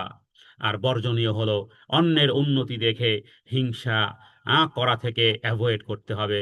রিজিক পাওয়ার জন্য অবৈধ পথ অবলম্বন করা থেকে অ্যাভয়েড করতে হবে। রিজিক হালাল রুটি রুজির জন্য চেষ্টা করাটাও ইবাদত। সুতরাং আল্লাহ তাআলা আমাদেরকে অসংখ্য অগণিত নিয়ামত দানে ধন্য করেছেন। হাসপাতালে অক্সিজেন নিতে হাজার হাজার টাকা খরচ হয়, কিন্তু আল্লাহ তাআলা আসমান থেকে ফ্রিতে অক্সিজেন দিয়েছেন। যদি তিনি এটা বন্ধ করে দেন, তাহলে বলুন কার সাধ্য আছে সেটা ফিরিয়ে দেওয়ার? হাসপাতালে, হ্যাঁ, হাসপাতালের ক্ষমতা নেই। হ্যাঁ, ওই অক্সিজেন মাস্ক বলেন, অক্সিজেন ওই মাস্ক, হ্যাঁ, ওটাও কোনো কাজে লাগবে না। হ্যাঁ, সুতরাং এটা মনে রাখতে হবে। এবং পৃথিবীর বিজ্ঞান সেটাই বলে, পৃথিবীর সমস্ত প্রাণীর টিকে থাকার জন্য আল্লাহ তাআলা একটা পানি চক্র দিয়েছেন। হ্যাঁ, গোটা পৃথিবীতে 3 ভাগ জল, 1 ভাগ স্থল। আমাদের শরীরেও মূলত আসলে মোর দ্যান, হ্যাঁ, 70% বলা যায় যে শরীরে আল্লাহ তাআলা পানি রেখেছেন, পানি। আমাদের ব্রেনটা, আমাদের মাথার ওজন সাড়ে 4 কিলো, 5 কিলোর কাছাকাছি।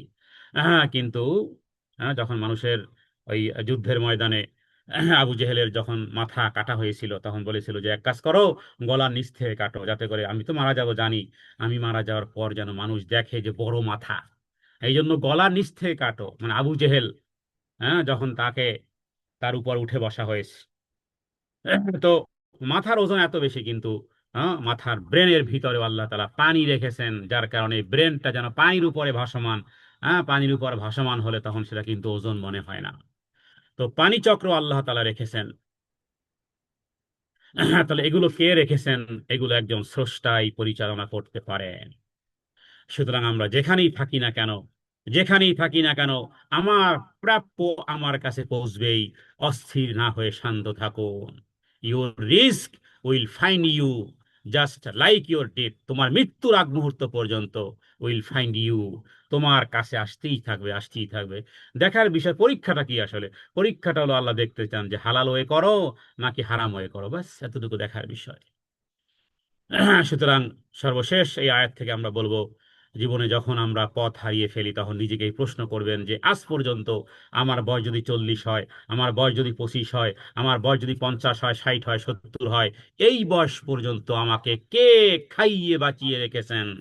এর অ্যান্সার যদি হয় আল্লাহ, নিজেকে আজকে প্রশ্ন করবেন যে এই পর্যন্ত, স্টিল নাও, এখন পর্যন্ত আমাকে কে খাইয়ে রেখেছেন, কে বাঁচিয়ে রেখেছেন, কে জীবন ধারণ দিয়েছেন? যদি এটা অ্যান্সার আপনি বলেন আল্লাহ, তাহলে ভবিষ্যৎ নিয়েও তার উপরে ফেইথ রাখুন। সত্যের পথে থাকাটাই আসল সফলতা। এত টাকা পয়সা দরকার নেই। টাকা পয়সা বেশি হবে, বেশি চাইবো, ব্যবসা করব, টাকা পয়সা ইনকাম করব, সেটার থিঙ্কিং যদি এটা হয় যাতে করে মানুষের পরোপকার করব, তাহলে ঠিক আছে, তাহলে আহলান ওয়া সাহলান, গো অ্যাহেড। কিন্তু আমার সন্তানের জন্য, আমার জন্য, আমার ঘর, আমার বাড়ি, আমার, স্ট্যাটাস চেঞ্জ, প্রত্যেক বছর আলাদা করে নূতন সাজে সজ্জিত হওয়া যদি উদ্দেশ্য হয়ে থাকে, তাহলে আমার চেয়ে আর বোকা আর কেউ নেই। এখানে সাকসেস, এখানে সফলতা নেই। সর্বশেষ এই আয়াতটি ঘিরে আমরা আল্লাহ তাআলার কাছে দোয়া করব কোরআন এবং সুন্নাহ থেকে। রাসূলুল্লাহ সাল্লাল্লাহু আলাইহি ওয়াসাল্লাম তিনি আল্লাহ তাআলার কাছে এভাবে করে বলতেন। হাদিস থেকে জানা যায় কোনো ব্যক্তি যদি পাহাড় পরিমাণ ঋণ থাকে, পাহাড় পরিমাণ ঋণ থাকে, তাহলে কি করবে? যত চ্যারিটি কোম্পানি আছে, যত দানশীল বোন আছে, প্রত্যেকের পার্সোনাল ওয়ালে নক করবে? এটা না। হ্যাঁ, যে হাসিনা আপু দান দক্ষিণা করেন, তো এক কাজ করো, হাসিনা আপুর পার্সোনাল ওয়ালে হ্যাঁ নক করে তার কাছে সাহায্য চাও, যে আপা আমার তো এই সমস্যা। এইটা কোরআনকে এটা শিখায়, হাদিসকে এইটা শিখায়, নবীজি কি শিখিয়েছেন ভালো করে দিল আর দিমাগের মধ্যে গেঁথে রাখুন। নবীজি বলেছেন, কোন ব্যক্তি যদি পাহাড় পরিমাণ ঋণগ্রস্ত হয়, আর সে যদি চেষ্টা করে, আর যদি রবের কাছে দোয়া করে, এই দোয়া করে, আল্লাহুম্মা কফিনি বিহালালিকা আন হারামিকা ওয়া আগনিনি বিফাদলিকা আম্মান সিওয়াক। হে আল্লাহ, আপনি আমাকে হারামের পরিবর্তে হালাল রিজিক দিয়ে তুষ্ট করেন, ধন্য করেন। আর আপনার অনুগ্রহে আপনি আমাকে পৃথিবীর সমস্ত মানুষ থেকে অমুখাপেক্ষী করেন। কার শিখানো দোয়া? কোন হুজুরের, কোন আলেমের না। এটা রাসূলুল্লাহ সাল্লাল্লাহু আলাইহি ওয়াসাল্লাম সাহাবীকে শিক্ষা দিয়েছেন। বহু সাহাবী জীবন চালাতে গিয়ে ঋণগ্রস্ত হয়েছেন, নবীজি তাদেরকে এই শিক্ষা দিয়েছেন এইভাবে করে। আরো বেশ কিছু দোয়া আছে, এটা সোজা, এই কারণে এটা বললাম। তো রসুল্লাহ সাল্লাল্লাহু আলাইহি ওয়াসাল্লাম নবীজি বলেছেন যে ওই পাহাড় পরিমাণ কেউ ঋণগ্রস্ত হয়, সেও যদি এই দোয়া সত্যিকার অর্থে পড়ে, রিয়ালাইজ করে, অর্থ বুঝে, শুধু দোয়া মন্ত্রের মতো পড়া নয়। এখানে বলা হয়েছে, হে আল্লাহ, হালালে হারামের পরিবর্তে হালাল দিয়ে তুষ্ট থাকেন। আমরা হালালে তো তুষ্ট থাকি না, আগে তো তুষ্টিই নেই আপনার আমার মধ্যে। আমাদের সন্তানের মধ্যে তুষ্ট আছে? হ্যাঁ, আপনি আপনার সন্তানকে একটা বটন মোবাইল কিনে দেন, iPhone 17 কেড়ে নেন, দেখবেন যে কি বলে। হ্যাঁ, তো তুষ্টতা তো নেই, খাবারেও তুষ্টতা নেই, কোনো জায়গাতে আমাদের আমাদের তুষ্ট নেই। তো এখানে তুষ্ট থাকতে হবে। হ্যাঁ, কিছু বিপদ আপদ আসবে, কিছু কমতি ঘাটতি থাকবে, এই জন্য তুষ্টের জ্ঞান আগে দেওয়া হয়েছে। যে শুধুমাত্র রুটি, সোশ্যাল মিডিয়াতে দেখেছি যে আফ্রিকার কোনো ব্যক্তি রুটি ওই পানিতে ভিজিয়ে খাচ্ছে, কূপের পানিতে ভিজিয়ে খাচ্ছে, সেখানে কোনো মাইনেজ নেই, সেখানে কোনো কোনো কোনো রকমের কি বলে ক্রিম ক্রিম নেই, সেখানে কোনো ওই রকমের কোনো পানিও না, বরং ওই কূপের পানির মধ্যে সেখানে দিয়ে ভিজে খাচ্ছে আর আল্লাহর শুকরিয়া আদায় করতেছে। সেই সাথে সাথে আরেকটি দোয়া শিখে নিবেন, যেটা রসুল্লাহ সাল্লাল্লাহু আলাইহি ওয়াসাল্লাম সাহাবায়ে কেরামদেরকে শিখিয়েছেন। আলী ইবনে আবি তালেব, হাসান রাদিয়াল্লাহু তাআলা আনহুকে শিখিয়েছেন, যে দোয়াটা রমজান মাসে পড়া হয়, অন্যান্য মাসে সমষ্টিগতভাবে পড়া হয় না। এত চমৎকার একটা দোয়া। ওই দোয়ার প্রত্যেকটা অর্থ যদি করতে যাই তাহলে আর 1 ঘন্টা সময় লাগবে। আমি শুধু সংক্ষেপে বলবো যে আপনারা ওই দোয়াটা মুখস্থ করুন। আল্লাহ, যেটা আপনারা জানেন, হয়তো অনেকে অর্থ জানেন না, অর্থ জানলে আপনি এই দোয়ার প্রেমে পড়বেন। এই অর্থ জানলে এই দোয়া যিনি শিখিয়েছেন, যার হুকুমে শিখিয়েছেন, সেই আল্লাহ সুবহানাহু ওয়া তাআলার সাথে আপনার এমন এক গভীর সম্পর্ক তৈরি হবে। এই দোয়া পড়তে লাগে 1 মিনিট, এই 1 মিনিটের মধ্যে আপনি বলবেন এনাফ, এই দোয়া কবুল হয়ে গেলে আমার আর কিছুই লাগবে না। দোয়াটি হলো, আল্লাহুম্মা হদিনি ফিমান হাদাইত, আল্লাহুম্মা হদিনা ফিমান হাদাইত, ওয়া আফিনা ফিমান আফাইত, ওয়া তাওয়াল্লানা ফিমান তাওয়াল্লাইত, ওয়া বারিক লানা ফিমা আতাইত, ওয়া কিনা শাররা মা কাদাইত, ইলা আখির। হ্যাঁ, সত্যি আপনি এই দোয়ার প্রেমে পড়ে যাবেন। আপনি বলবেন যে এই দোয়া কোথায় ছিল এতদিন? অনেকের মুখস্থ আছে আমি জানি, কিন্তু অর্থ জানা নেই। সুবহানাল্লাহ। প্রথমেই বলা হয়েছে, হে আল্লাহ, যাদেরকে আপনি হেদায়েত দানে ধন্য করেছেন, ওই হেদায়েত ওয়ালাদের মধ্যে আমার নামটাও লিখে দেন। যাদেরকে আপনি হেদায়েত দিয়েছেন, আমাকে তাদের অন্তর্ভুক্ত করেন, ফার্স্ট দাবি। সুবহানাল্লাহ। যাই হোক, আমরা যেহেতু আয়াত নিয়ে গবেষণা করতেছি, তাদাব্বর করতেছি, তো এই আয়াতের সাথে রিলেশনশিপ উইথ তাওহীদ, যে আল্লাহ তাআলা আসমান এবং জমিনের রিজিক দাতা, পালন কর্তা, যেহেতু তিনি রিজিক দাতা, অতএব উপাসনাও হবে তার। আর এই আয়াতের মধ্যে আছে রাজ্জাক, আল্লাহ আর রাজ্জাক। এখানে হ্যাঁ, আল্লাহ তাআলার এই দেয়া প্রোভাইডার, হ্যাঁ, দ্য প্রোভাইডার কে? এই গুণের প্রতিফলন আল্লাহ সুবহানাহু ওয়া তাআলা। সুতরাং যেই স্রষ্টা আপনার পেটের আহারের ব্যবস্থা করেছেন, তিনি আপনার আত্মার হেদায়েতের গাইডেন্স হিসেবে কোরআনকে দিয়েছেন। কোরআনকে জড়িয়ে রাখুন, কোরআনের শিক্ষাকে বাস্তবায়ন, কোরআন তেলাওয়াত করুন। হ্যাঁ, কোরআন তেলাওয়াত করা মানে আল্লাহ তাআলার সাথে কথোপকথন করা। হাই হ্যালো মানুষের সাথে করি, আল্লাহর সাথে হাই হ্যালো করার মাধ্যম হলো কোরআনুল কারীম। যখনই আপনি তেলাওয়াত করেন তখন আল্লাহ তাআলার সাথে কথাবার্তা বলেন। আর একটা কাজ আছে, হাদিস থেকে বোঝা যায়, যখন বান্দা সালাত আদায় করে তখন আল্লাহ তাআলার সাথে একান্তে, হ্যাঁ, কোরআন তেলাওয়াত তো কথাবার্তা বলা আল্লাহ তাআলার সাথে, আর যখন সালাত আদায় করেন তখন গোপনে একান্তে আল্লাহ তাআলার সাথে কথোপকথনে লিপ্ত হন। হ্যাঁ, এই জন্য রসুল্লাহ সাল্লাহ সাল্লাম সমস্ত টেনশনের সময় বলতেন, আরিহনা বিহাইয়া বেলাল, ও বেলাল, হৃদয়ে একটু শান্তি পৌঁছাও সালাতের মাধ্যমে। আমরা কি করি? আমরা করি যে ভালো লাগতেছে না, চলো একটু ঘুরে আসি। ঠিক আছে, মানবীয় মন কখনো কখনো একটু ভিন্ন পরিবেশ চাই, বোরিং বোরিং লাগে, ঠিক আছে ঘুরে আসেন। হ্যাঁ, এরপরে অন্য কেউ কেউ বলে এক কাজ করো, মুভি দেখে আসি, নাউজুবিল্লাহ মিন যালিক। হ্যাঁ, মুভি দেখতে যায় টেনশন দূর করতে। তারপরে আরো কত কিছু আছে আপনারা জানেন, এগুলো তো আর বলার প্রয়োজনীয়তা নেই। হ্যাঁ, কেউ অন্যায় কাজে অন্যায় কাজে যায়, হ্যাঁ, কেউ মদ পানে যায়, কেউ বিভিন্ন রকমের। তো এগুলো তারা কি করতে চায়? কেউ একটু সুখ টান দেয়, হ্যাঁ, সিগারেট খায়, এটাকে বলে সুখ টান। কেউ তো এগুলো এগুলো তো আসলে অশ্রুমের খাদ্য। অশ্রুমের খাদ্য একটাই আছে, সেটা হলো সিগারেট। যারা সিগারেট খায় অশ্রুমের খাওয়ার খাদ্য, এর মধ্যে নিকোটিন আছে, এর মধ্যে ধোঁয়া আছে, এর মধ্যে জাহান্নামী সমস্ত উপকরণগুলো আছে। যাই হোক, আলোচনা হলো যে আসলে প্রশান্তির জন্য, গুগলে লিখে সার্চ দেন যে প্রশান্তির জন্য মোহাম্মদ সাল্লাল্লাহু আলাইহি সাল্লাম কি করতেন। গুগলে তো আমরা অনেক কিছুই সার্চ দেই। হ্যাঁ, এআই কে জিজ্ঞেস করে, যদিও কখনো কখনো ভুল ইনফরমেশন দেয়। হ্যাঁ, আমি একটা এআই কে, একটা আইক্লাউডকে আমি কোরআনের একটা আয়াত বিষয় ই করলাম। সে এমন একটা খারাপ কথা লিখেছে যে যে এত সকাল সকাল কোরআন পড়তে ভালো লাগে না। নাউযুবিল্লাহি মিন যালিক। এটা হলো কি একটা ভুলে গেলাম যেন, গোরক গোরক, হ্যাঁ, টেসলার মালিক, পৃথিবীর বলা যেতে পারে সবচেয়ে বড় ধনী টেসলা কোম্পানির যে মালিক, হ্যাঁ, তার হলো গ্রোক। তো এই জন্য কখনো কখনো ওটা ভুল ইনফরমেশন করে, যেভাবে করে জিপিএস, গ্লোবাল পজিশন সিস্টেম, যেমন কখনো কখনো ভুল রাস্তা দেখায়। হ্যাঁ, তো যেখানে যে বিষয়টি কথা বলতেছিলাম, যে রসুল্লাহ সাল্লাহ সাল্লাম আসলে যখন কোনো রকমের, হ্যাঁ, প্রশান্তি পাওয়ার জন্য কি করতেন? সালাতে দাঁড়াতেন। আমরাও যেন অভ্যাসটা গড়ে তুলি, প্রশান্তির জন্য আমরা যেন সালাতকে অবলম্বন করি। দেন এরপরে আপনি কোথাও ঘুরতে যান, ভিন্ন একটু পরিবেশে যান, হ্যাঁ, একটু অক্সিজেন নেন ভিন্ন জায়গা থেকে, সেটা ভিন্ন জিনিস। মাথায় রাখতে হবে যে আমার যাবতীয় টেনশন হোক অথবা যাবতীয় প্রশান্তি যদি আমি হৃদয়ে পৌঁছাতে চাই, তাহলে দুরাকাত সালাতের মাধ্যমে আল্লাহর কাছে সাহায্য প্রার্থনা করুন। আল্লাহ তাআলা আপনার অশান্ত হৃদয়কে প্রশান্ত করে দিবেন। হ্যাঁ, তো গাইডেন্সের মালিককে একমাত্র আল্লাহ সুবহানাহু ওয়া তাআলা। এটাই হলো সত্য। এই সত্য হলো লাইট, এটা কখনো নিভে যাবে না, আপনাকে ব্যবহার করতে হবে। হ্যাঁ, ট্রুথ ইজ এ লাইট। হ্যাঁ, এটাই কোরআন সুন্নাহ থেকেই আমরা এই আলোচনা করেছি। সর্বশেষ আয়াত, উল্লা তুসআলুনা আম্মা আজরামনা ওয়ালা নুসআলু আম্মা তা'মালুন।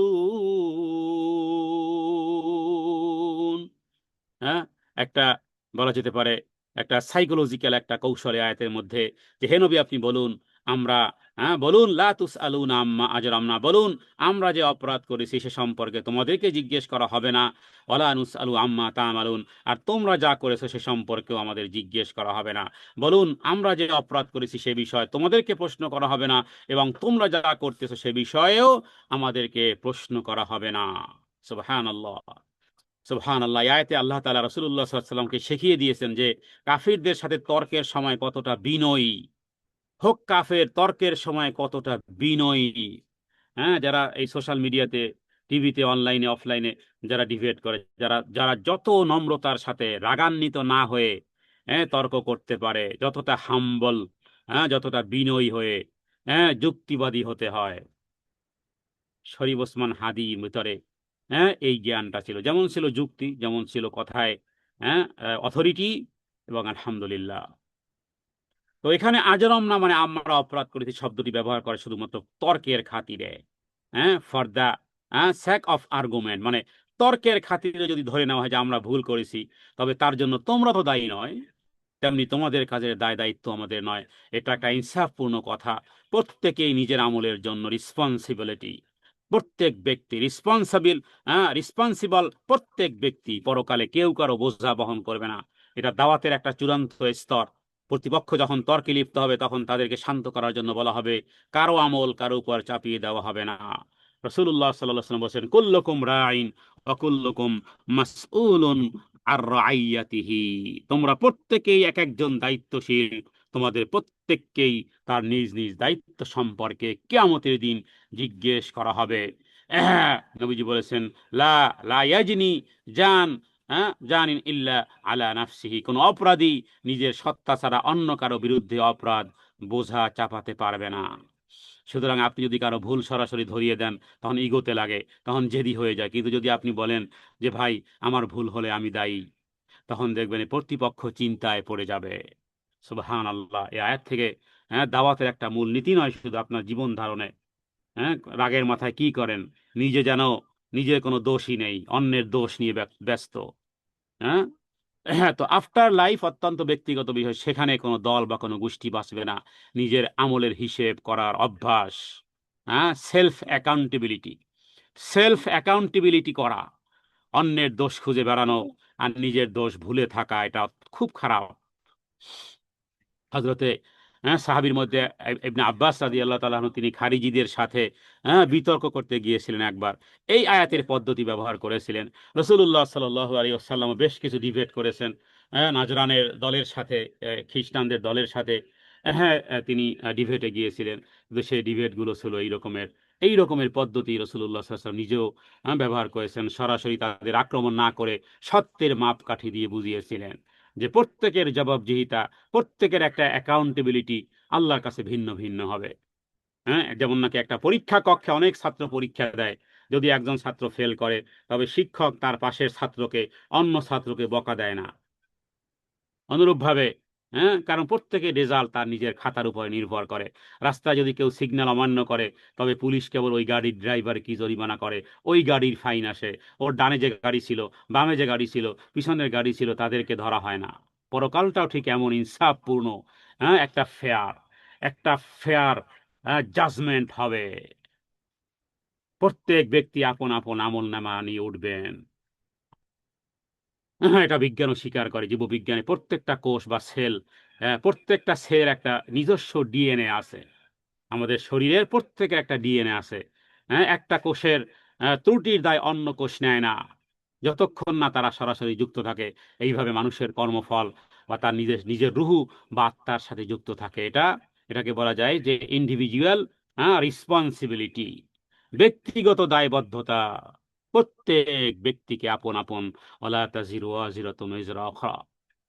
তো ওটা একটা এমন একটা আদালত, দুনিয়ার আদালতে ভুল হয়ে যায়। দুনিয়া আদালত ভুল করতে পারে, কিন্তু আল্লাহর আদালত ইনসাফ। ফেরেশতারা ভুল লেখে নাই, ভুল লেখে নাই। আল্লাহ তাআলা জাস্টিস করতে ভুল করবেন না। সুতরাং আজ আমরা এমন কোনো কাজ করতেছি কিনা নিজেকে একটু প্রশ্ন করা, এই কোরআন থেকে শিক্ষা গ্রহণ করা যে পরকালে একা আমাকে দাঁড়িয়ে জবাব দিতে হবে, কেউ নেই। কার জন্য আপনি করতেছেন? ওই ক্লাস 4-এ নিজাম ডাকাতের গল্প পড়েছিলাম, ক্লাস 4-এ যখন পড়ি, যে নিজাম ডাকাত ডাকাতি করতো। এরপরে একজন ব্যক্তিকে ডাকাতি করবে তো শুধু বলছে যে ঠিক আছে আমাকে বেঁধে রেখেছে, হত্যা করবা, মার লুণ্ঠন করবা, একটু জিজ্ঞেস করে আসো তোমার পরিবারে যাদের জন্য ডাকাতি করতেছো তারা তোমার দায় দায়িত্ব নিবে কিনা। মায়ের কাছে গেছে, ও মা, এই যে ডাকাতি করে যত ভালো ভালো খাবার দাবার আনি, দায় দায়িত্ব নিবা? মা বলে এটা আমার দায় দায়িত্ব না। স্ত্রী এত কিছু যে কষ্ট ক্লেশ করে, হ্যাঁ, যে এইভাবে করে কামাই ইনকাম করে সুখে রেখেছি, দায় দায়িত্ব নিবে? কেউ নিবে না। হোক না সেটা গল্প, আসলে কোরআনুল কারীম এভাবে করে শিখায়। এমন কোনো কাজ আমি করি কি না, গোপনে সংগোপনে বা প্রকাশ্যে, যার জন্য পরকালে অনলি অ্যালন আমাকে দাঁড়িয়ে আল্লাহ তাআলার সামনে জবাবদিহি করতে হবে। সুতরাং জীবনে আমরা কি করি? প্রায় অন্যের দোষ নিয়ে অনেক সময় নষ্ট করি, ওয়েস্ট অফ টাইম। আমাদের সারাদিনে আপনি হিসাব করে দেখবেন তো, অন্যের জন্য, ফর আদার্স, হ্যাঁ, how long take time, how many times waste your your time. একটু কাউন্টডাউন, একদিনেরটাই করেন না যে অন্যকে নিয়ে গবেষণা, অন্যকে নিয়ে ভাবনা, অন্যের দোষালাপ। এই আয়াত আমাদেরকে মনে করিয়ে দেয়, কবরে অন্যের পাপ সম্পর্কে আপনাকে যদি প্রশ্ন করা না হয়, কবরে যদি আপনাকে অন্যের পাপ সম্পর্কে, অন্যের বিষয়ে, অন্যের এটা ভালো না, ওটা ভালো না, চরিত্র ভালো না, কথা ভালো না, দিল দিমাগ ভালো না, ঘর ভালো না, বাড়ি ভালো না, আচার আচরণ ভালো না, বিহেভ ভালো না, ইত্যাদি, এগুলো কবরে আপনাকে প্রশ্ন করা হবে যে ও চাচি, ওই আপনার পাশের ঘরের চাচির ব্যবহার তো ভালো ছিল না, আপনাকে প্রশ্ন করা হবে না। অন্যের কবরে অন্যের পাপ সম্পর্কে আপনাকে আমাকে প্রশ্ন করা হবে না। সুতরাং বাংলা একটা কথা বলে, নিজের চরকায় তেল দাও, নিজের মাথায় তেল দাও, নিজের চরকায় তেল দাও। তার মানে নিজের ইমান মজবুত করো, নিজেকে হিসাব নাও। হাসিব ক্বাবলা হিসাবিকা, নিজের হিসেব নাও। হ্যাঁ, তোমার হিসেব নেওয়ার আগে, তোমার হিসেব নেওয়ার আগে নিজের হিসেব নাও। হ্যাঁ, সুতরাং অন্যকে নিয়ে সমালোচনা বন্ধ করে দেই, নিজেকে নিজেকে নিয়ে সাজাই, আমার কি হবে। নবীজি দোয়া করতেন, আল্লাহুম্মা হাসিবনি হিসাবান ইয়াসীরা, আল্লাহুম্মা হাসিবনি হিসাবান ইয়াসীরা। হে আল্লাহ, কিয়ামতের দিন মেক মাই অ্যাকাউন্ট ইজি, আমার হিসাবকে আপনি সহজ করে দেন ও আমার আল্লাহ। আর যদি পারেন এই আয়াতের সাথে, হ্যাঁ, রবের সাথে একটা আর্গুমেন্টে যান, কঠিন এক আর্গুমেন্টের কথা কোরআনুল কারীমের সূরা বাকারার 286 নম্বর আয়াতে চমৎকার এক আর্গুমেন্ট এসেছে। চমৎকার এই রকমের আয়াত কোরআনুল কারীমে আমি অন্য কোথাও পাইনি, না হাদিস পেয়েছি, না কোরআনে আয়াত পেয়েছি। চমৎকার এক আর্গুমেন্ট, সুবহানাল্লাহ। হ্যাঁ, এটাকে, হ্যাঁ, মানে কি বলে, প্রোফাইলে রাখার মতন। রব্বানা লা তুআখিযনা ইন নাসিনা আও আখতানা। হ্যাঁ, এই আর্গুমেন্ট কোরআনুল কারীমে এত এত বড় আর্গুমেন্ট। আর্গুমেন্টটা কি? হে আমাদের রব, যদি ভুলে যাই বা ভুল করি, মানে দুই দিকে, এদিকেও এদিকেও, যদি ভুল করি অথবা ভুলে যাই। ভুল তো আমরা করি, হ্যাঁ, ভুল তো আমরা অহরহ করি, জেনেও করি, না জেনেও করি, নফসের প্রবৃত্তিতেও করি, চাহিদায় করি, পেটের জন্য করি, মনের চাহিদার জন্য করি, ভুল তো করি, এটা একটা বিষয়। আবার কখনো ভুলে যাই। হ্যাঁ, কখনো হয় না এরকমই ভুলে গেছেন, যদি বিল্ডিং এ লিফট না থাকে, আর যদি 50 তলায় আপনার ঘর থাকে, একটা উদাহরণ দিলাম, এখন তো 5 তলা বিল্ডিং ও লিফট থাকে, 50 তলা যদি বিল্ডিং হয়, আর আপনি আস্তে আস্তে করে একেবারে 50 তলা পর্যন্ত খুব সময় নিয়ে টায়ার্ড হয়ে গেছেন, 50 তলা উঠতে অসম্ভব, 50 তলা ওঠা, যারা স্পোর্টস তারা করে, তারা হয়তো 50 তলা পর্যন্ত ওঠা সম্ভব। হ্যাঁ, 4 তলা 5 তলার উপর পর তার তার পাই চলে না। তো ধরুন 50 তলার উপরে উঠেছেন, এরপরে তালা খুলবেন, তখন মনে হলো চাবি তো নিচতলায়, হ্যাঁ, রিসিপশনের চাবি রয়ে গেছে, এখন কি হবে বলেন? হ্যাঁ, তখন আপনার কাছে কেমন আফসোস হবে? কারণ কি, এখানে ভুল কার? ওই বিল্ডিং এর, ওই তালার, ওই ফ্ল্যাটের, অথবা সিকিউরিটির, অথবা যারা চাবিটা রেখেছে তাদের ভুল না? ভুল আপ টু ইউ, তোমার ভুল। এই জন্য এটাও বলা হয়েছে, যদি ভুলে যায়, ও রব, যদি ভুলে যাই অথবা যদি ভুল করি, এইরকমের আর্গুমেন্ট কোথাও, হ্যাঁ, কোরআনুল কারীমে অন্য কোথাও এরকমের নেই। সুবহানাল্লাহ। হ্যাঁ, এগুলো পড়ে পড়ে ঘুমাতে হবে প্রত্যেক রাত্রে। সূরা বাকারার শেষ 2 আয়াত যে পড়তে পারে, নবীজি বলেছেন কাফাতা, যথেষ্ট। আপনার 8 ঘন্টা হোক, 6 ঘন্টা হোক, 4 ঘন্টা ঘুমিয়ে আছেন, এবাদত চলতেছে চলতেছে, অটোমেটিক চলতেছে। কারণ কি কথা বলে ঘুমিয়েছেন? যদি মারা যায় ঘুমের মধ্যে, তাহলেও আপনি কি বলে ঘুমিয়েছেন রব জানেন। ও আমার রব, আমাকে পাকড়াও করবেন না যদি ভুলে যাই অথবা ভুল করি। তার থাকলো কি আর আপনার? এই দুই কথা যদি এই দুই কথা যদি আল্লাহকে মানান হয়ে যায়, বলা হয়ে যায়, আল্লাহ যদি এটাকে গ্রহণ করে নেন, তো আপনার জীবনে তো কোনো ভুলই নেই ভাই। আপনার জীবনে তো কোনো ভুল নেই, সব ডিলেট, সব ডিলেট হয়ে গেছে। কারণ কি, ভুল দুই ধরনের হবে, হয় ইচ্ছা করে ভুল, অথবা ভুলে ভুল, ভুলে গেছি ভাই এটা করতে। এই শব্দের মধ্যে এটা আছে, রব্বানা লা তুআখিযনা ইন নাসিনা আও আখতানা। হে আল্লাহ, আমাদের দিনের মধ্যে কোনো বিপদ দিয়েন না। হে আল্লাহ, দুনিয়াকে আমাদের সব থেকে বড় চিন্তার বিষয় বানিয়েন না। হে আল্লাহ, আমরা আমাদের কাজের জন্য দায়ী, হে আল্লাহ, আপনার সন্তুষ্টি তো আছে আপনি জানেন। হে আল্লাহ, আপনাকে ভালোবাসি আপনি জানেন। হে আল্লাহ, রাসূলুল্লাহ সাল্লাল্লাহু আলাইহি ওয়াসাল্লামকে ভালোবাসি আপনি জানেন। হে আল্লাহ, দিনকে গ্রহণ করেছি মানার জন্য, যদিও মানতে পারি না। হে আল্লাহ, আপনি তো আদল, আপনি আল আদেল, আপনি ন্যায় বিচারক। হে আল্লাহ, আপনি যেহেতু শিখিয়েছেন, কোরআন আপনি শিখিয়েছেন, এই সমস্ত আয়াতগুলো তো আপনি নাজিল করেছেন যাতে করে আমাদেরকে পরিত্রাণ দিতে পারেন। ও রব, তুমি ক্ষমা চাওয়াকে পছন্দ করো। ও রব, তুমি ক্ষমা চাওয়াকে ভালোবাসো, ক্ষমা করাকে পছন্দ করো, ক্ষমা চাওয়াকে পছন্দ করো, ক্ষমা করতে ভালোবাসো, ক্ষমা চাওয়ার আওয়াজ শুনতে তুমি ভালোবাসো, কারণ তুমি ক্ষমা পছন্দ করো। হে আল্লাহ, আমাদেরকে ক্ষমা করে দাও। হে আল্লাহ, যেই ভুল আমরা ইচ্ছা করে করেছি সারা জীবন, সারা জীবন নফসের গোলামি করেছি, ইগোর গোলামি করেছি, প্রবৃত্তির অনুসরণ করেছি, হ্যাঁ, পেটের অনুসরণ করেছি, চোখের অনুসরণ করেছি, যা দেখতে ভালো লেগেছে তাই ফ্যাল ফাল করে তাকিয়েছিলাম। চোখের জন্য, পেটের জন্য, আরামের জন্য, সুখের জন্য, শান্তির জন্য কত যে ভায়োলেশন ঘটিয়েছে তুমি জানো। তোমার ফেরেশতারা লিখে দিয়েছে। হে আল্লাহ, মুছে দাও। হে আল্লাহ, মিটিয়ে দাও। হে আল্লাহ, মিটিয়ে দাও। হে আল্লাহ, তুমি ক্ষমা করতে ভালোবাসো। হে আল্লাহ, ক্ষমা চাইলাম। হে আল্লাহ, যেই ভুল আমরা করেছি সেজন্য আমাদেরকে পাকড়াও করিয়েন না, না দুনিয়াতে, না মরণে, না কবরে, না হাসরে, না পুলসিরাতে, না মিজানে, না দাড়িপাল্লায়। আল্লাহ, আপনি পাকড়াও করিয়েন না। যদি আমরা ভুলে গিয়েছি, যা আমরা ভুল করেছি, যা জাহালাতে করেছি, যা মূর্খতায় করেছি, যা দিনের দিনের প্রকাশ্য আলোতে করেছি, যা রাতের গোপন অন্ধকারে করেছি, যা কিছু যা কিছু তোমার কাছে এদিক সেদিক হয়ে গেছে, আল্লাহ সেগুলো মাফ করে দাও। হে আল্লাহ, সত্যিকার অর্থে পরকালে যদি পরকালে তো একাকী হয়ে যাব। হে আল্লাহ, কোনো কিছুর জবাবদিহিতার সাহস রাখি না, কোনো কিছুর জবাবদিহিতার সাহস রাখি না। হে আল্লাহ, আপনি আমাদের জন্য ইজি করে দেন, সহজ করে দেন। আমল নামা দেখবেন আর মাফ করে দিবেন। আমল নামা দেখবেন আর মাফ করে দিবেন। হে আল্লাহ, গোপনেই মাফ করে দিয়েন। দুনিয়াতে কত গোপন রেখেছেন, কত দোষ ত্রুটি গোপন রেখেছেন, প্রকাশ করেননি। অনেক দোষ ত্রুটি ঢেকে রেখেছেন। আমাদের দোষ ত্রুটি যদি মানুষ দেখতো, মানুষ থুতু নিক্ষেপ করতো আমাদের চেহারায়। দোষ ত্রুটি তুমি ঢেকে রেখেছো ইয়া সাত্তারিল উয়ুব। হে আল্লাহ, ওই দোষ ত্রুটি আর কিয়ামতের দিন প্রকাশ করিয়েন না, গোপনেই মাফ করে দেন। হে আল্লাহ, সত্যিকার অর্থে আমাদের কোনো ওইভাবে আইডেন্টিটি আমরা দিতে পারি না যে আমরা আপনার জন্য এই কাজ করেছি। হে আল্লাহ, এই জীবন আর এই মরণ, অথচ পুরোটাই আপনি আপনার জন্যই চেয়েছেন।